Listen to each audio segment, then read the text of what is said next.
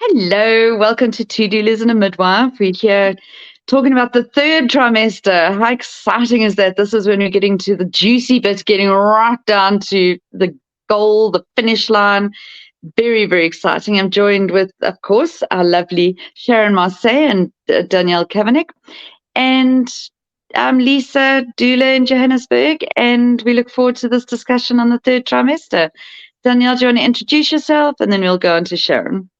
Thanks, Lisa. So lovely to be back with you, ladies, as always.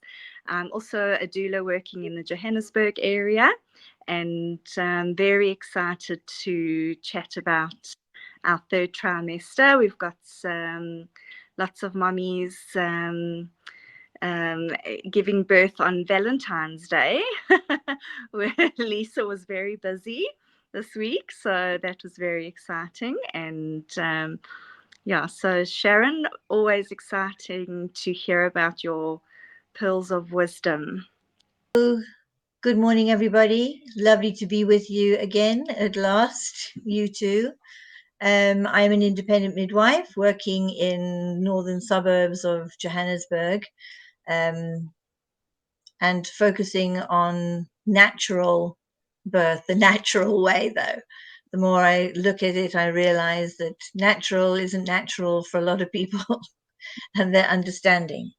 And so, yes, focusing on what is natural and what is normal and what is healthy, and focusing purely on normal, healthy women having healthy pregnancies and therefore leading to healthy labors. All the high risk mums, they are seen by doctors, obstetricians, and I'm purely looking at the low risk mums. Fantastic. So Sharon, what would one consider a more high risk mum? What kind of things are we looking at, and what should our moms be looking out for? Once they approach that third trimester, what are they looking for?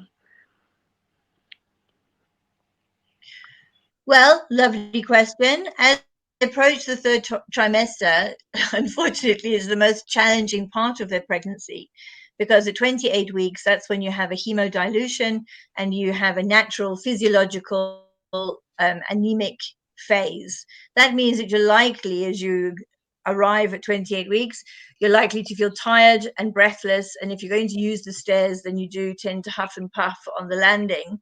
And it's when you need to have a nap in the afternoon. The baby's having a major growth spurt at this point.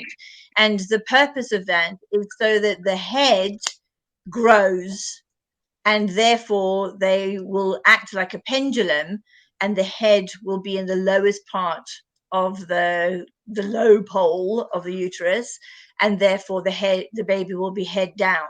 So we're looking at those aspects. We check her hemoglobin at 28 weeks to see that if we have been guiding her through the first 28 weeks, then hopefully it's not going to dip too much or too low. But we do expect to have a dip, and then we're looking at how to recover it to the best hemoglobin that we can have in her as she approaches labor. And this isn't just because of numbers. It's because if you are anemic, then you are breathless and tired. If you are anemic, you're more susceptible to infection, and we don't want to have any kind of infection around a mum when she's approaching labor. And if you are anemic, it means that you are unlikely to manage the power of labor because you are tired and worn out, and also because you're more likely to bleed in the childbirthing process. So intrapartum bleeding, postpartum hemorrhage is obviously something that we want to avoid. And if she has a good hemoglobin and a good blood picture, then she's more likely to cruise through that labor. And then afterwards, the reason why I like my mums not to be anemic at all is because I don't like to use the drugs for the third stage. I carry them with me. I would not hesitate to use them where appropriate.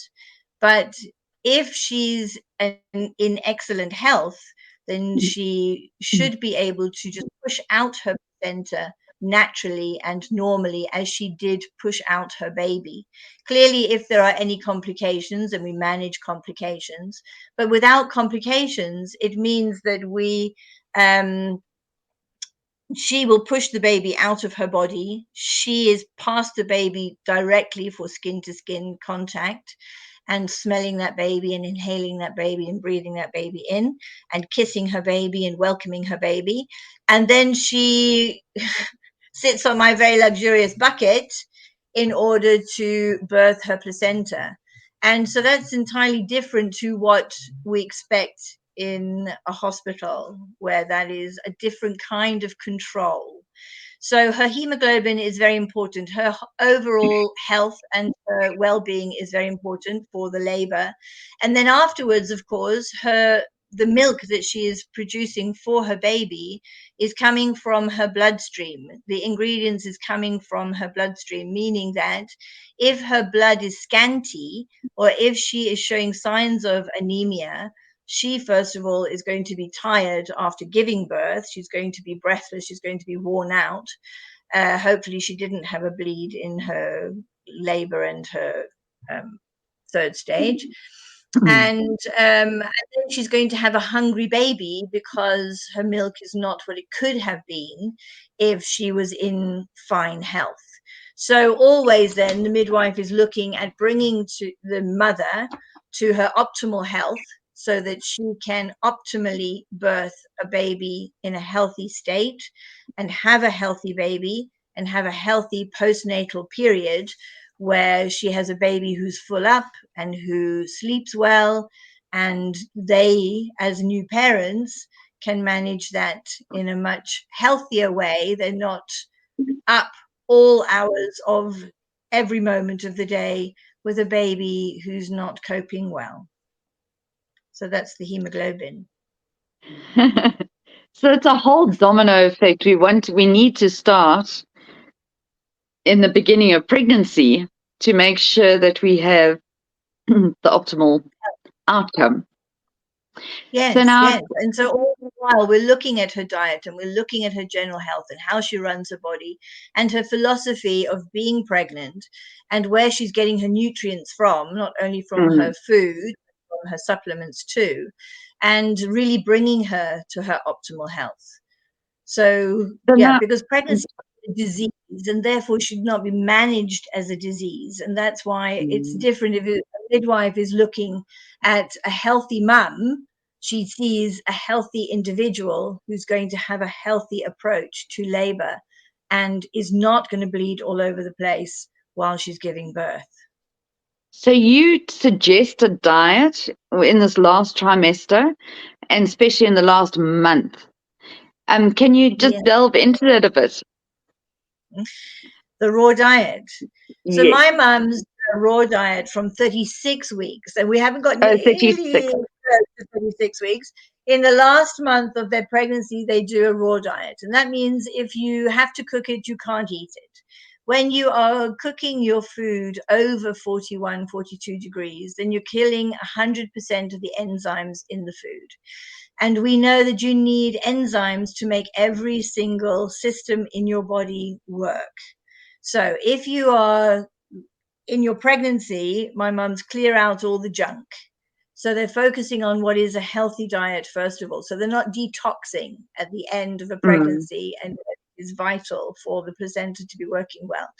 If you're taking in pure enzymes into your body, then your placenta is more likely to not become calcified or to become blocked with stuff. And you're far more likely then to have a healthy pregnancy, even though you go past your due date. So most mums, first-time mums, we can expect them, the most common day for them to go into labor is 10 days after their due date. And so we need to look at how are they going to maintain the healthiest pregnancy that they can, while we are looking at the fact that the placenta is already past its sell-by date at 38 weeks. It's going into decline. And we, through her diet, can maintain a healthy pregnancy for as long as she needs to be pregnant until the baby triggers the labor. It is the baby's job to trigger the labor and the mother's job to respond to the trigger. So if you have a healthy mum then at the end of her pregnancy, by eating raw food, people think, oh, am I going to eat raw meat? No, people, it means you're not eating raw meat. It means that you are looking at you're looking at juices and smoothies. If I were to take you through a rough idea of a raw day, you would first of all have your natural supplements before you get out of bed in the morning, those that you need to have on an empty stomach. By the time you get into the kitchen, you're ready for a juice. And we would start the morning with a fruit juice, and that means you're squashing fruit into a juice state. You're not pouring a glass of something out of a carton or a bottle. Even if it says fresh on it, think of the process that got it into the bottle from the fruit, and you'll see that it's not actually fresh. So fresh fruit comes out of a fruit. You peel it and chop it and squash it and juice it. And we want to have a variety of juices then, in season. So at the moment we're looking at pears and apples and nectarines and mangoes and pawpaws and everything that you can think of into a glass of juice. And that will fill her up. And then she's ready for her breakfast, which might be a pawpaw stuffed with untoasted muesli and berries and chia seeds, and raspberries and blueberries at the moment are all available, blackberries, but not if she's Jewish, obviously. And cherries are not really in season at the moment. And then she can have natural yogurt, the kind that hasn't been sweetened or contaminated. So we're not strict in that way. And then that's going to fill her up again. So mid-morning, she'll have a smoothie. It might be something like cashew nuts in the bottom. They go creamy. Almonds go scratchy if you whiz them and liquefy them. But cashew nuts and perhaps plums or pears. A mango smoothie is fabulous. She might have some coconut water or coconut milk in that to add substance to it. Her lunch could be perhaps an avocado stuffed with cottage cheese, again, because that's an easy one to digest. And then she can see that we're not punishing her or she's not martyring herself over a raw diet. And then she would have all the microgreens and things to give her extra je ne sais pas quoi. And then she might in the afternoon have a crudité, which could be yellow peppers and red peppers, never a green pepper. She'd have cherry tomatoes and cucumbers and celery all chopped up in her little sticks. She might have hummus or tzatziki or tahini to dip that into. After she's finished all that, she'll have a vegetable juice, and that's all the vegetables in the fridge. It's cabbage and tomatoes and carrots and celery and cucumber and red peppers and rocket and in a glass of juice. And then she might have date balls for that need of something sweet at 3:00 in the afternoon. And she's made those long before she's ready to start her raw diet. And then she would have dinner out of a recipe book. So I lend my mum's Rawlicious or Easy Living Food, things that are South African based, so that they can buy their fruits and vegetables in season and get some wonderful ideas for combining food. So a lot of my mums realize, first of all, they're not going to retain water on a raw diet.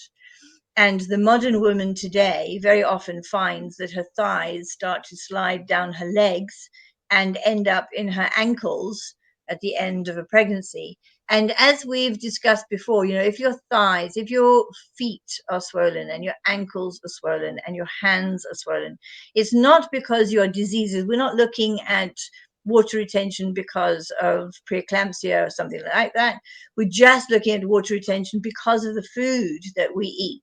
And of course, when we are eating refined foods, then the sugar and the salt ratio tends to encourage us to retain fluid. And so if your ankles and your hands and your face are puffy and retaining water, it very often means that your cervix is going to be puffy and swollen also.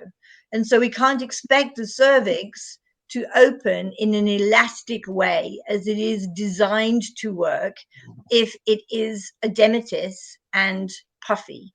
And that means then that we have a very high incidence, not only of induction in South Africa, but we have a very high incidence of augmentation. And that's when a woman goes into labor spontaneously herself, but then gets stuck or doesn't progress or doesn't go fast enough for those people around her. And so things are done to her that she didn't expect in order to speed up the process or to encourage the cervix to open. But if she's in an optimal health, then she's not going to retain water and her cervix is elastic.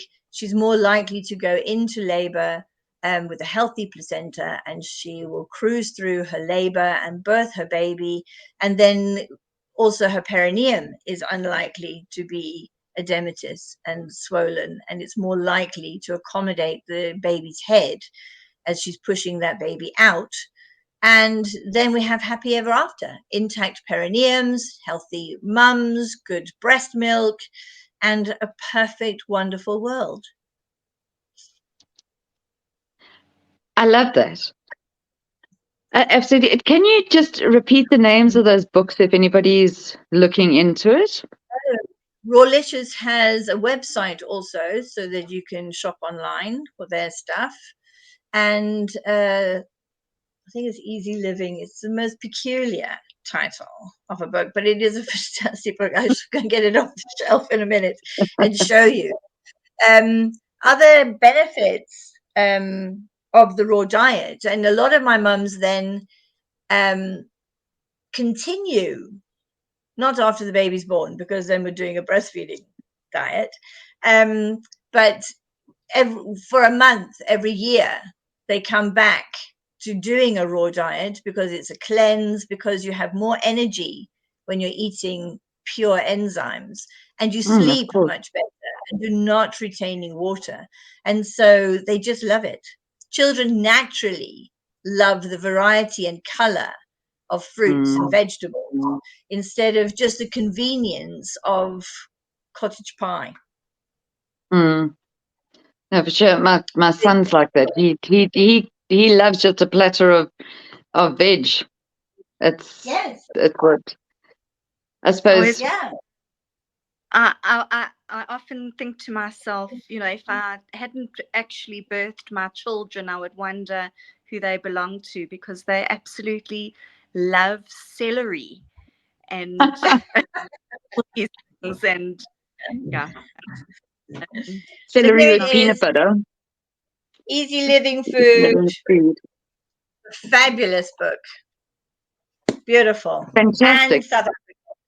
So I love it because it is South African. If you look at, and I've got a whole shelf of raw food books, but if you're looking at eating out of season or eating out of not your soil, not your land, then first of all, they've got very strange names for things.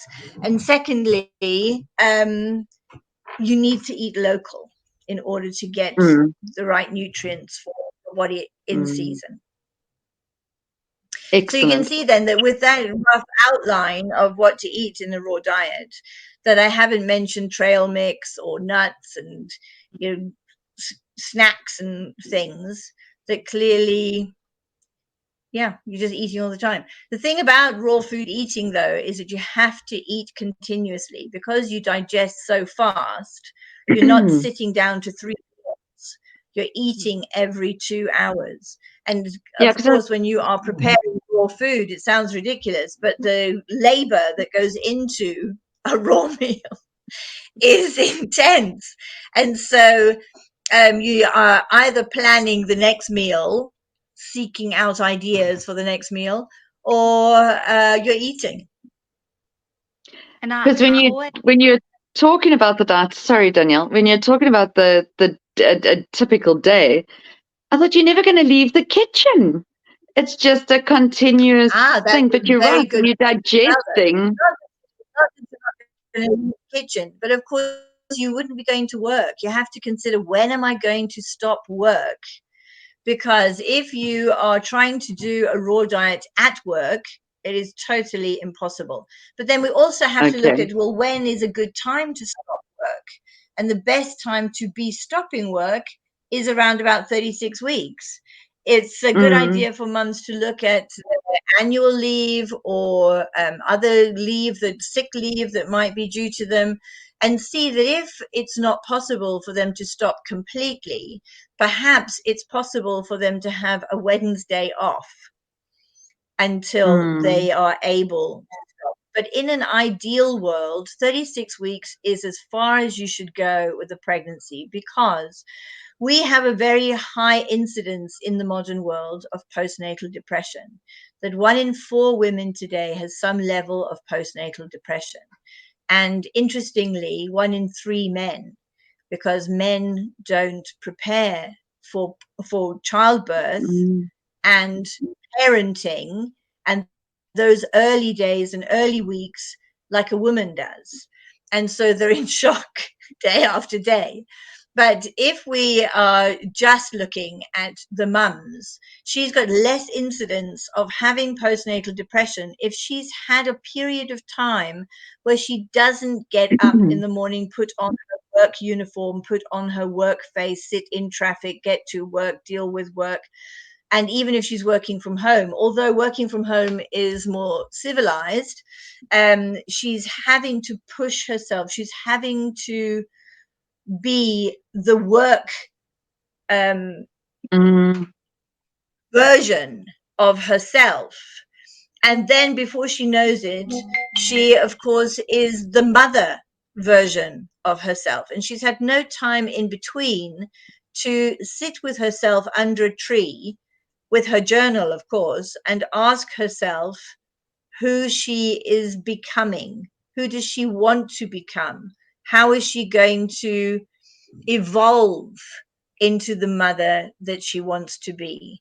Because if she is then traveling joyously, excitedly into that possibility of labor, and of course normal natural birth is welcome to start anytime at 38 weeks. So it would only give her 2 weeks to get her head into a different place, to perhaps have a lie-in in the morning, to explore things that other people do when they're at home all day, like maybe go to a movie in the middle of the afternoon, or have an Indian head massage, or pamper herself in some way so that she can expand herself from the working self into the mothering self. Those women who just stop because they're in labor, or go into labor at work, are far more likely to be in a shocked state. Oh, I got up in the morning and then I went into labor, I came home with a baby, and who am I now? So of course that's a crazy idea. And for so many mothers, they don't necessarily look at what they are entitled to. They just go into HR. HR says, well, of course you want to work until the last minute, which is not wise. If you're working until the last minute, South African mums tend to think that 38 weeks is when they should be stopping. And then, of course, the baby comes, stop work on the Friday, go into labor on the Friday night, and then, your whole world has changed. Exactly what happened to me. On the Sunday, I remember speaking to my aunt and saying, well, I've got 2 weeks until baby's here, so I'm just going to absolutely relax. Monday morning, 7 o'clock, I went into labor. Yeah. And Monday night, I came home with the baby. And then, of course, you're in shock. You don't know who you are or how you're going to deal with change that has just arrived. But if you're looking at the possibility of having 3 months off, again, mums think they're going to push themselves right through and then have 3 months off. But it's much better if you're going to have 1 month off before the baby arrives to get your head into a healthy place. To give birth to a full-term infant, you're more likely to do that. If you're pushing yourself at work, you're more likely to go into premature labor because you're pushing yourself at work. So then you're shocked by that too. You've got a baby in the special care unit now, and you're spending that first month at the baby's side, hopefully, in the special care unit, rather than at home getting to know your baby. So you didn't do yourself any favor anyway. And so much healthier to have 2 months after a full-term infant has been born. So you're getting to know your baby, comfortable at home, you've breastfed so well, and now you're understanding that baby as you are involving other people in their care. Lovely. Okay, so just now we've jumped to the end of it. It's my fault I asked about the diet, but let's just jump back. What is officially the third trimester? From 28 weeks. Okay, so from 28 weeks, we entering the third trimester gradually. So at 28 weeks, we still feeling pregnant, but you know, settling into the third trimester is wonderful. But sorry, here I am interrupting again. No, but go I am for it. old and I just stick with the subject as it arrives. So the other thing that happens at 28 weeks is, of course, that's when she's going to start doing kick charts for her baby. So her baby at 28 weeks is a viable infant. And that means that if she is aware of her baby's well-being every day, every night, that she's getting responses from her baby because of the action that she is invoking, then she knows that her placenta is working extremely well. Her baby's getting nutrients through the placenta. Her baby's getting oxygen through the placenta, and therefore is able to respond to her actions. And so she starts to develop a relationship with that child. And she knows that there are things that she does that encourage her baby to respond. That means whenever she eats, whether she eats as a doula at 3 o'clock in the morning, or she eats like a regular person at 3 o'clock in the afternoon, she's expecting her baby to respond in the same way. If she gets into the shower, she expects a particular kind of response. If she's lying on the couch watching a movie, then she expects to have that kind of action from her baby. She gets into bed at night and her baby then gets all hokey cokey like, I'm going to have a disco now because you've got into bed. And so she is aware of when to expect her baby to respond to her action. And through that, she then wants to know when her baby is busy, how long does it take her when the baby is awake to get 10 movements from that baby?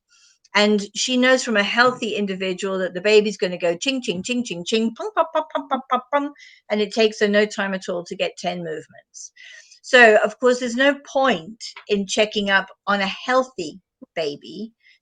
Once she's got her pattern of movement and she understands what action causes her baby to respond, then she's looking more acutely at when the baby is asleep, because she wants to know what is a normal pattern of sleep for this baby. What does it feel like when her baby is asleep compared with what happens if the baby gets themselves tangled in the cord, or what happens if the baby is not well? How would she know if perhaps the baby has got an infection or, is just not feeling great today? How would she know that? So she would compare the busy time, the action time, her quick movement time, with how long does it take her to get 10 movements when the baby is quiet. Now, she also will know that when she's at work and not focusing on her baby, then the baby lies quietly. And as soon as she is going home, the baby is responding. And of course, that means that the baby's a human being. And if the mother is going to be ignoring her baby, then the baby will lie quietly and not respond. Mm-hmm. That when the mum is doing any kind of activity that she knows she's expecting her baby to respond to, then she has a healthy individual. So she is looking for, if she has her breakfast and the baby doesn't respond, then she knows she needs to increase the activity. That means if she were to have a cup of coffee and zap the baby, or if she were to have a piece of chocolate and sugar shock the baby, or if she were to have a spoonful of honey and sugar shock the baby, does the baby then wake up? Was the baby just sleeping at an odd time, or the mother wasn't aware of the baby's movement, and now she's exaggerated the movement by sugar shocking the baby, and now she can again tune into a healthy individual and see her baby is fine?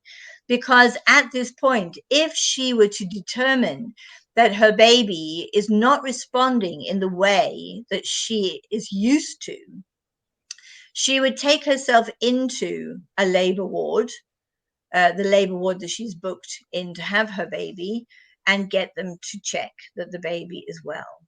And then if the baby isn't well, and they've discovered that, then if the baby's born at this time, at 28 weeks even, then that baby can still choose the university that they want to attend, because we have such fabulous care in this country, in the special care units, with fabulous pediatricians who are on the job and can get that baby well again. And also, So kick Karen, 8 weeks. Yeah. as baby grows, because as you said earlier, that there's that growth spurt in the third trimester. So moms might feel, so the movements might feel very different at 28 weeks than they do at 38 weeks. So there's more. A lot of moms message me, that they're concerned that their baby movements changing, and just to remind them that it may not be a swish or a flatter as much as a nudge, or a whole leg or a whole arm. Though you're expecting at 28 weeks, the baby still has space in that uterus to throw themselves around. But of course, at 38 weeks, they only have the room, because they've filled up the uterus. They only have the space to roll a shoulder or maybe expand a little bit. And she might be aware of the baby pushing out their feet and pushing out their bum as a reaction, having a good stretch. And of course, the relationship that she's having with that baby is one of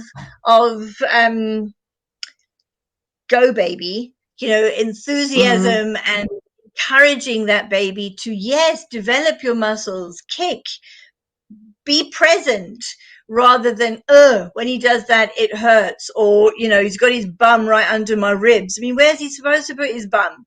It's not like, he can decide to just step out today and give himself a break.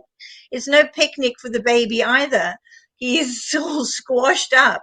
So perhaps if she can get into a forward direction, if she can spend time on her hands and knees, it gives the baby more space. We start to look at the baby's lying in from 28 weeks. Is the baby on the right, or is the baby on the left of the mother's body? And you'll see behind me, over there, look, that is a poster. Can you see that?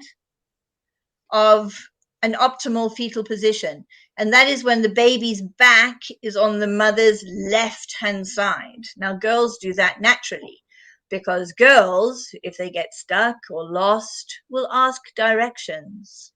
Boys don't do that. Boys think they know the way, and as they get lost, they are just convinced that they're not lost, and they get loster and never ask for help. So they are the ones who are more likely to end up on the right-hand side. That's your male energy, is your right-hand side. Boys will naturally lie on the right-hand side. And so all my mums go and see an osteopath in the pregnancy, because again, on the right-hand side of the uterus, it's a tighter shape on the right, and it's longer on the left. And so we can stretch that ligament on the right hand side. We can give her exercises to elongate that ligament on the right hand side so that again the baby can roll from side to side. If she has a relationship with this child, she's aware of where the feet are, and we want the boys to be metro men and to come in touch with their female energy. And her spending time on her hands and knees doing her cat and cow will encourage the baby to lie as if she has created a hammock for the baby in the front. So the heaviest part, the spine part, will hang into that hammock, and at least then the baby's got a 50% chance of going from one side to the other. We don't want babies to stay in one side. We want mums to be aware how they can make a baby move if they get into a complicated side, because if the baby's going to launch themselves from the right hand side, then I have to get my pelvis. Hang on a second. And also, I mean, I may be a little bit biased, but I also recommend my moms in the 3rd trimester see a chiropractor. My husband is a chiropractor. Yes, and yes.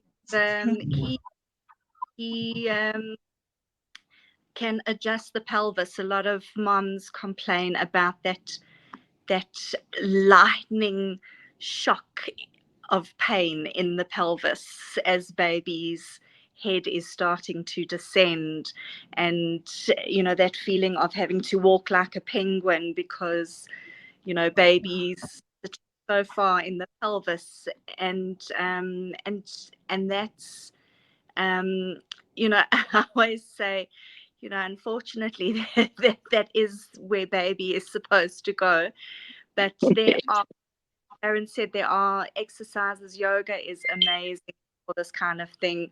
Being on all fours, taking that pressure off your sacroiliac joints by sitting on a ball instead of a hard chair.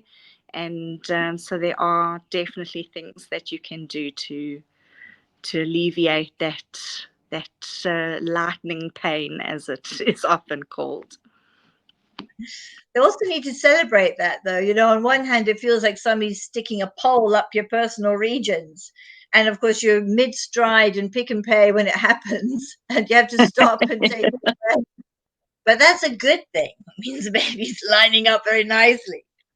So this one, when you have a girl child on the left-hand side, here's the baby on the left-hand side, there's the back of the baby on the left-hand side, and the feet are kicking over here on the right-hand side, then she'll be well flexed. Can you lift it? There we go. Thanks, Sharon. Yeah. So she'll be well flexed in that her chin will be tucked down on her chest, and that means that she's got a round part of the back of her head. Put your hand on the back of your head and you'll feel it's nice and round. She's got a round part of her head sitting on the round shape that is the cervix, and as she applies pressure to the cervix from the top, the cervix is going to open in an even fashion. And this means that she is then able, oh, my coccyx is falling off. Don't let your coccyx fall off. So the baby descends, and because of the landmarks in the pelvis, will rotate into the front. The back of her head is now in the front of the mother's pelvis, and she will exit under the pubic arch and be born. But those babies who come from the right-hand side, oh, there goes my coccyx again, stuck on with blue tack so I can show people what it does in labor. It comes right back like that in labor. So if the baby's coming from the right-hand side, then again, because of these landmarks in the pelvis, the baby is rotated through the pelvis in a clockwise direction and ends up with their back against the mother's back, like this. The spine now is against her sacrum, and that is the most painful labor ever created. That is the reason why the epidural was invented, because of obstructed, low, progressive labors. Because if you've got a baby who's coming from the right, they tend to be deflexed, and that means that they've got a square part of the head on the top sitting on a round cervix.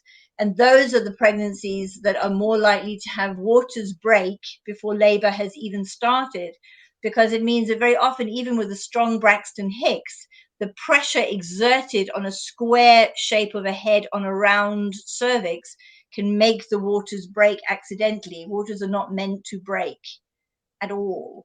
But if the waters, yeah, sorry, Sharon. Lisa? Yeah. No, sorry. I'm sorry, ladies. We live in South Africa, and load shedding is a problem. We're going to have to round this up, and you're going to have part 2. We'll do part 2 next week. I just know I'm going to lose signal any second.